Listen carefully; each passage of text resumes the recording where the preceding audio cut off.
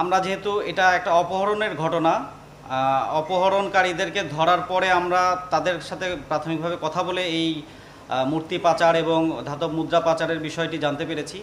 এখন তাদের সাথে কথা বলে আরও একটু বিস্তারিত জিজ্ঞাসাবাদে আমরা অন্যান্য দেশের কারা কারা জড়িত সে বিষয়ে আরেকটু তথ্য নিব।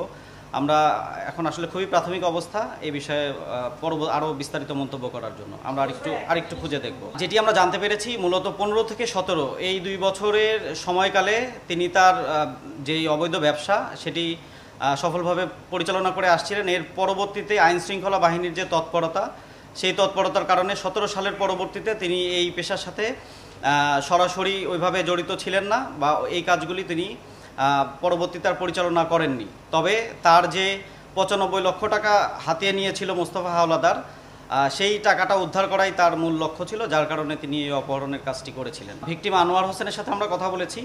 মূলত মোস্তফা হাওলাদারের তো কোনো সন্ধান আমাদের কাছে নেই এবং আমরা আমাদের যে ভিকটিম আনোয়ার হোসেন তার সাথে কথা বলে আমরা যেটা জানতে পেরেছি যে তার সাথেও তার ভাইরার মূলত কোনো যোগাযোগ নেই। তো যদি আমরা দুইজনকে একসাথে বসিয়ে আমরা মুখোমুখি প্রশ্ন করতে পারতাম তাহলে হয়তো এই বিষয়টি পরিষ্কার হতো, কিন্তু প্রাথমিকভাবে আনোয়ার হোসেন যেটি জানিয়েছেন যে তার সাথে তার ভাইয়ের এই ধরনের কোনো লেনদেন অথবা ব্যবসার কোনো সম্পর্ক কখনোই ছিল না অতীতে। খোকন হাজি বলেছে তিনি আনোয়ারের সাথে এর আগে পরিচিতও ছিলেন না, মূলত মোস্তফা হাওলাদারকে পাওয়ার জন্যই তিনি আনোয়ারকে অপহরণ করেছিলেন।